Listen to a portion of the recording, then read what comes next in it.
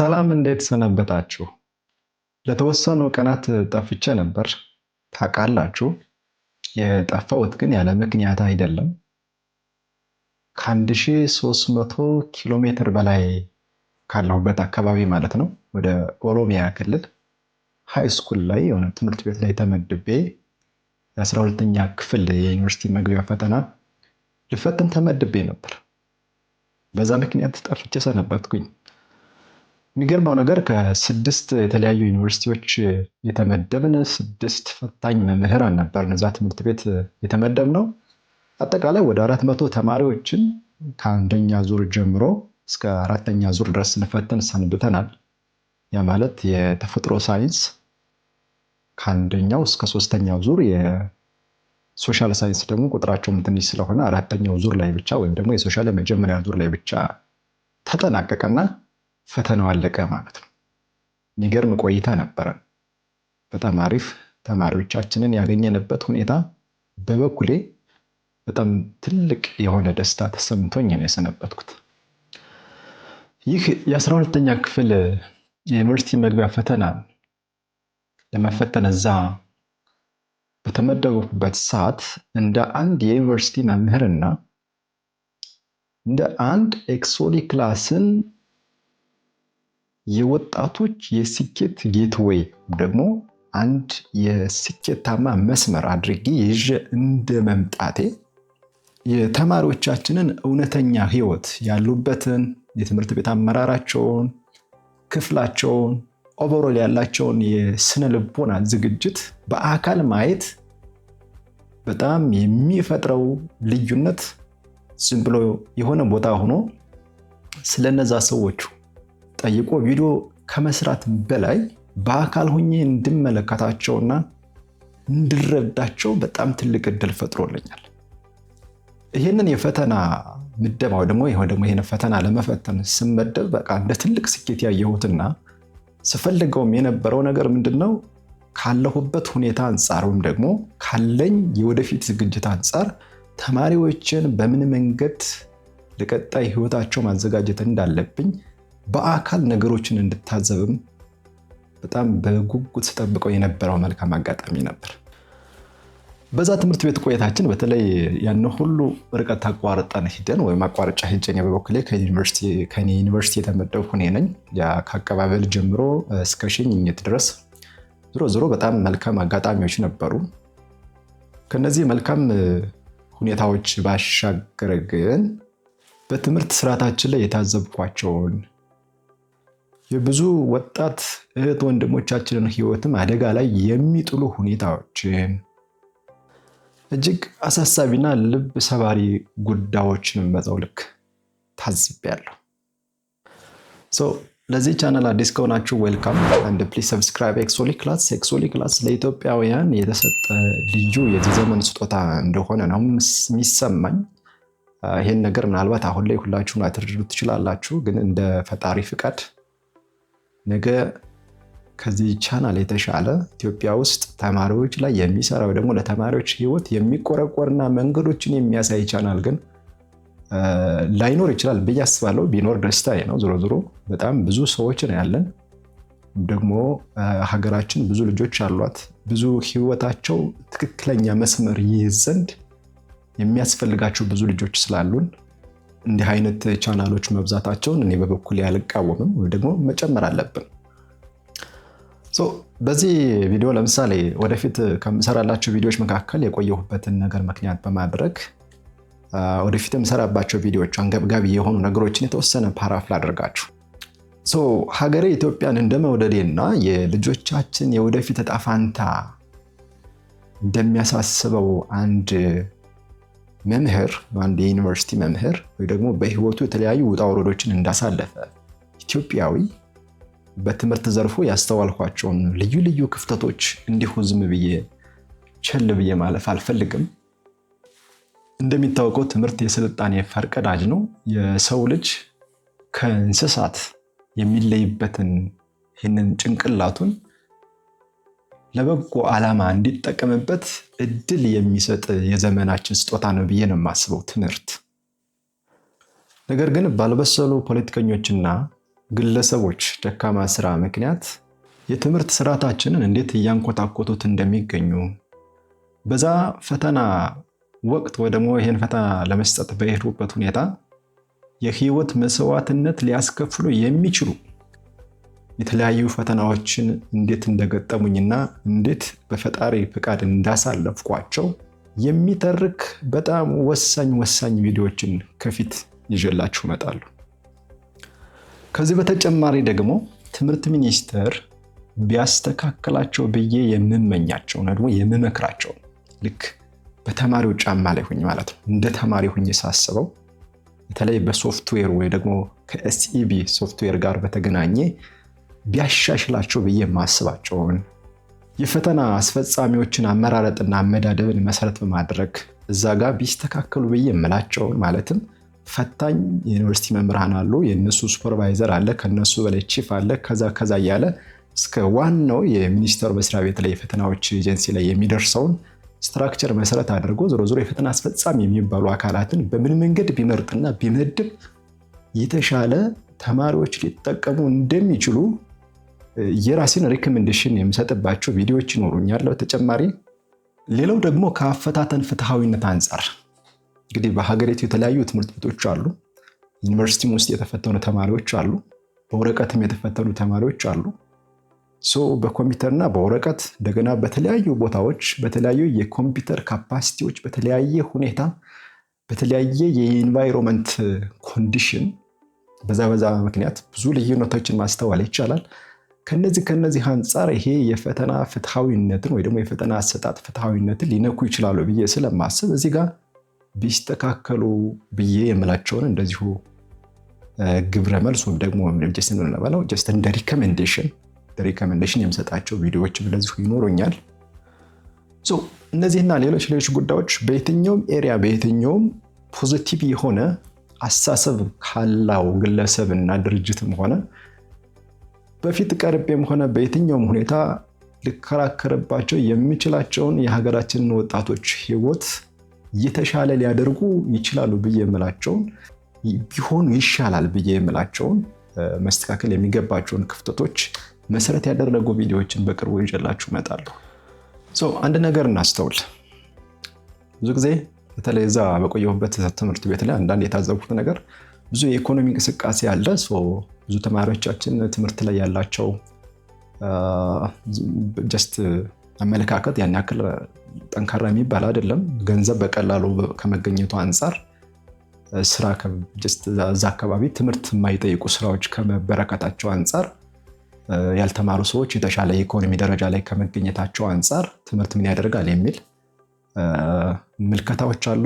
የዚህ ትምህርት አመራሮችን በተመሳሳይ ከዚህ የተሻለ አሳሰብ አይደለም የተመለከትኩት። እንደዚሁ ትምህርት አያስፈልግም ከሚል አንጻር ነው። ስለዚህ እኒህ ነገሮች ትምህርትን ያቆሽሻሉ። የቆሸሸ ትምህርት ካለ ደግሞ ብዙ ወጣቶቻችን ብዙውን የእድሜ የወጣትነት ዘመናቸውን ትምህርት ቤት ላይ ስለሚያሳልፉ የቆሸሸ ትምህርት ቤትና የትምህርት ስርዓት ካለ የትምህርት አመራር ካለ ዞሮ ኤክስፔክት የምናደርገው ነገር የምንጠብቀው ነገር የቆሸሸ ማህበረሰብ ይፈጥራል። አእምሯቸው የተጎዳ ተስፋ ቢስ የሆኑ ወጣቶች ይፈጠራሉ። እነዚህ ተስፋ ቢስ የሆኑ ወጣቶች ደግሞ የቆሸሸ ማህበረሰብ ደግሞ ካለን ሀገራችን ለመኖር አይደለም ለማሰብም የምትሰቀጥጥ እንደምትሆን ማሰብ ቀላል ነው። ስለዚህ ይሄ መስተካከል አለበት ብዬ አምናለሁ። ምክንያቱም አንድ የቆሸሸ አስተሳሰብ ትምህርት ላይ ያለ አንድ ባለሙያ የቆሸሸ አስተሳሰብ ያለው ባለሙያ በአንድ ጥቂት ግለሰብ ወይ በአንድ ግለሰብ ምክንያት ብዙ ሺህ ወጣቶች ህይወታቸው ሚዛኑን የሳተ ይሆናል። ትምህርት ላይ የሚሰሙት የተለያየ መላምት፣ ትምህርት ላይ ያሉ ሰዎች የሚሰጧቸው የተለያዩ ግምቶች ከነሱ አቅም አንጻር ስለሆነ የሚያዩት እነሱ አጭበርብረው ከሄዱና ከተሳካላቸው ያንን የማጭበርበሪያ ስልት ስለሆነ እንዲያሰለጡን የሚፈልጉት አመራርም ቢሆኑ ያንን ያጭበረብሩበትን መንገድ ስለሆነ እንደ ትክክለኛ መንገድ ቆጥረው እንደ ቤንችማርክ ለወጣቶችም ጀስት መንገድ ነው ብለው ማሳየት የሚመኙት ያን ስለሆነ የብዙ ሺህ ወጣቶች ህይወት በጣም አደጋ ውስጥ ይገባል ማለት ነው። ስለዚህ ይህንን የትምህርትና ትምህርት ስርዓትን ሊያቆሽሹ ይችላሉ ብዬ የማስባቸውን ሁኔታዎች የሚያስተካክሉ ምክረ ሀሳቦች በቅርቡ እንደዚሁ ራሱን የቻለ ቪዲዮ ይዤላችሁ እመጣለሁ። በጣም ብዙ ነገር ነው የተማርኩበት በዚህ ቆይታ። በነገራችን ላይ በዚህ አጋጣሚ ለዚህ እድል ወይ ደግሞ ያመቻችልኝ ብዬ ማለት እችላለሁ። ዞሮ ዞሮ ዩኒቨርሲቲን አመሰግናለሁ።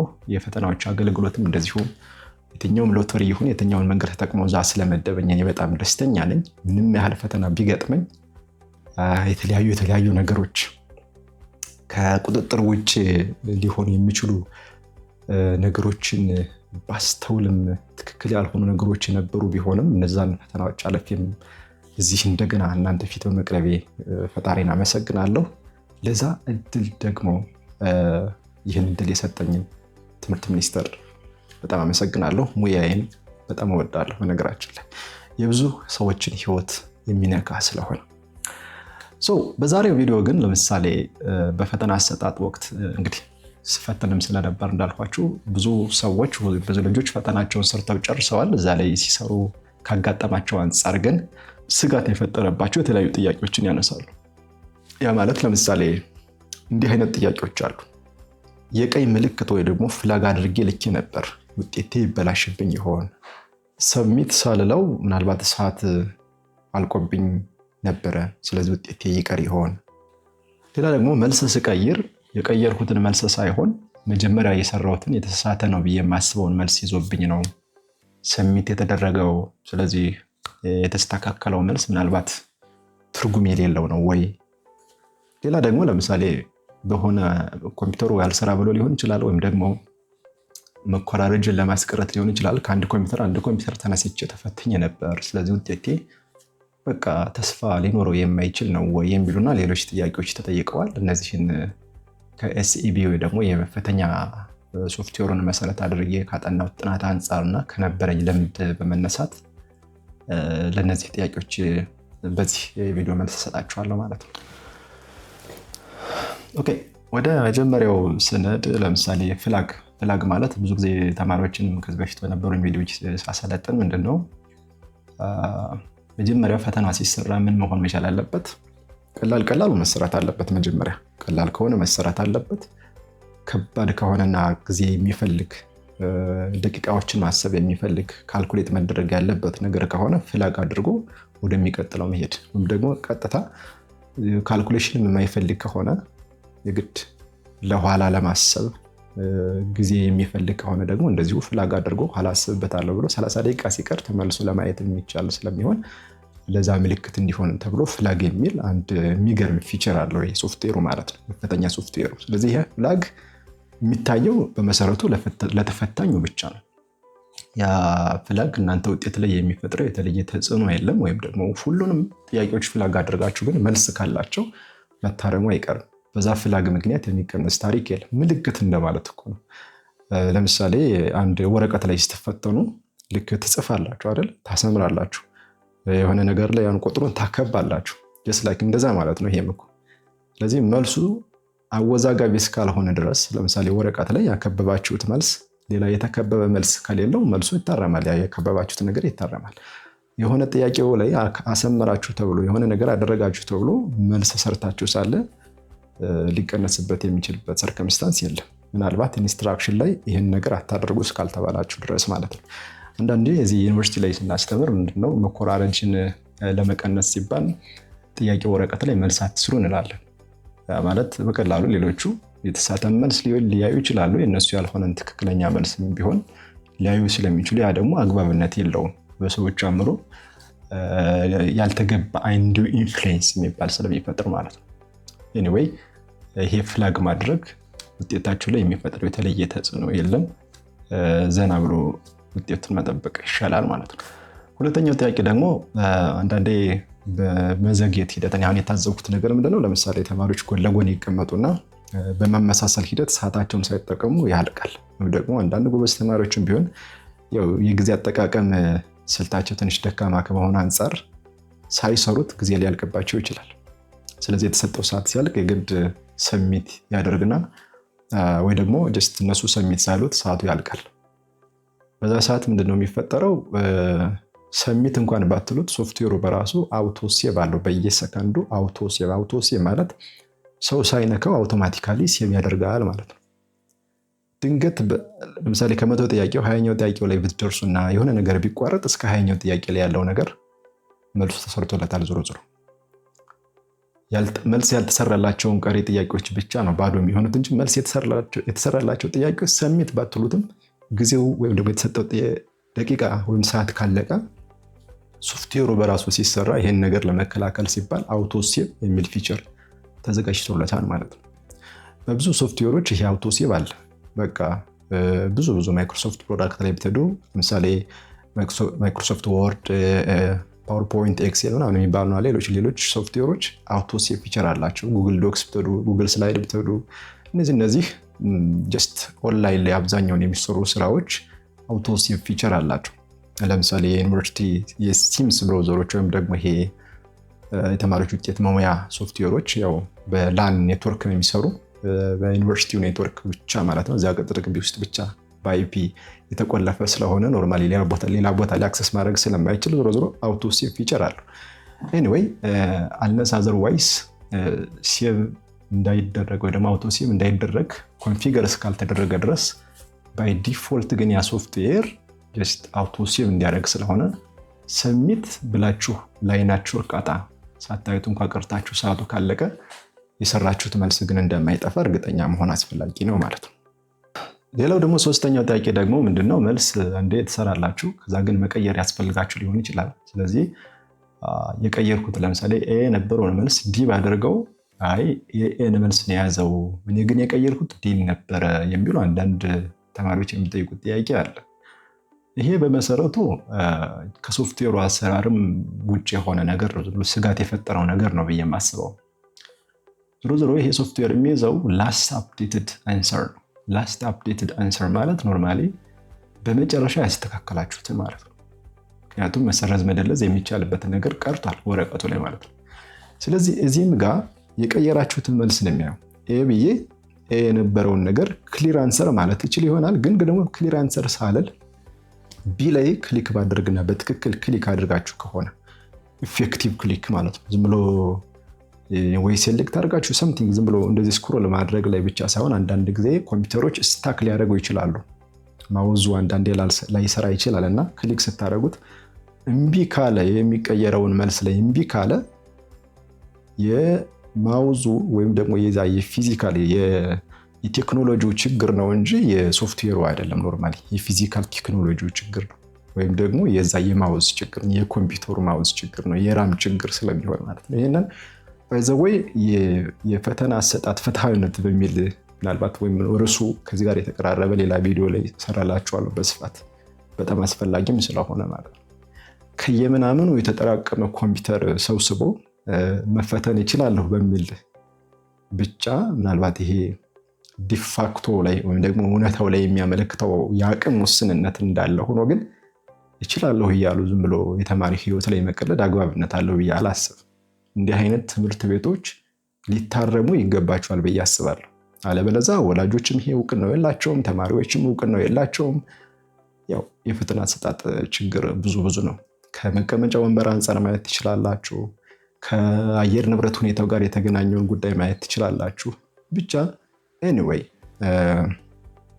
ብዙ ነገሮችን እዛ ላይ እናያለን። ኤኒዌይ ሶፍትዌሩ ግን በትክክል በሚሰራ ኮምፒውተር ላይ ተጭኖ መልስ ምሰሩ ከሆነ የቀየራችሁትን መልስ ነው እንጂ የሚይዘው የመጀመሪያውን የተሳሳተ ብላችሁ የሰራችሁትን መልስ አይደለም ማለት ነው። ከቀየራችሁት ይቀይራል።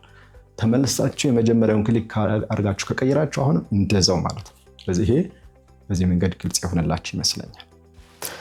ሌላው ደግሞ አራተኛው ጥያቄ ምንድነው? ለምሳሌ ከኮምፒውተር ተቀየራችሁ ከሆነ ወይም ደግሞ የሆነ ኮምፒውተር ኤክስ ላይ ሰርታችሁ ከዛ ግን ፈታኝ ቀየሯችሁ ኮምፒውተር ዋይ ላይ ሰርታችሁ ሊሆን ይችላል። እንደገና ሎጊን አደርጋችሁ ማለት ነው። በዚህ ምክንያት ውጤታችሁ ላይ የሚፈጠረው ተጽዕኖ የለም ወይም የሚፈጠረው ችግር የለም። ምክንያቱ ምንድነው? ምናልባት ሰዓቱ አላለቀም ይሆናል አንደኛ። ሁለተኛ በትክክለኛው መንገድ ሎጊን አድርጋችሁ በራሳችሁ ዩዘር ኔም በራሳችሁ ፓስወርድ በተሰጣችሁ ማለት ነው። እንደገና በዛ ሰብጀክት በዛ ራውንድ በዛ ሰብጀክት በዛ ኦቲፒ ገብታችሁ የሰራችሁት ከሆነና የተፈቀደላችሁ ፈተና ከሆነ የትኛውም ኮምፒውተር ቢቀያየር በዛ የፈተና ሰዓት ውስጥ የሚፈጠር ሌላ ችግር የለም። ሰሚት ተደርጎ እንደገና ሎጊን ማድረግ ነው እንጂ የማይቻለው ሰሚት ሳይደረግ የኮምፒውተር ብልሽት ገጥሞ ወይም ደግሞ እዛ የመፈተኛ ክላስ ውስጥ የተፈጠረውን ችግር ለማስተካከል በሚል ኮምፒውተሮች ቢቀያየሩ የሚፈጠር የተለየ ተጽዕኖ የለም እዛ ፈተና ላይ ማለት ነው። ይህንን ማሰብ አስፈላጊ ነው። ምክንያቱም እነዚህ ፈተናዎች ሴንትራል ሰርቨር አላቸው። ሴንትራል ሰርቨሩ ኖርማሊ የሰራችሁትን መልስ ወይ ደግሞ ከየትኛው ኮምፒውተር የትኛው መልስ እንደመጣ ኦልሬዲ ያ ሴንትራል ሰርቨር ኮንፊግር የተደረገበት መንገድ አለ። ስለዚህ አንዲት ኮምፒውተር ላይ ብቻ መስራት አለብህ የሚል አይነት ነገር አይደለም። ሁኔታዎች ችግር ሊገጥሙ ይችላል እኮ ለምሳሌ ኮምፒውተሩ ድንገት ሊጠፋ ይችላል። ያ ፌለሪቲ ይመጣል።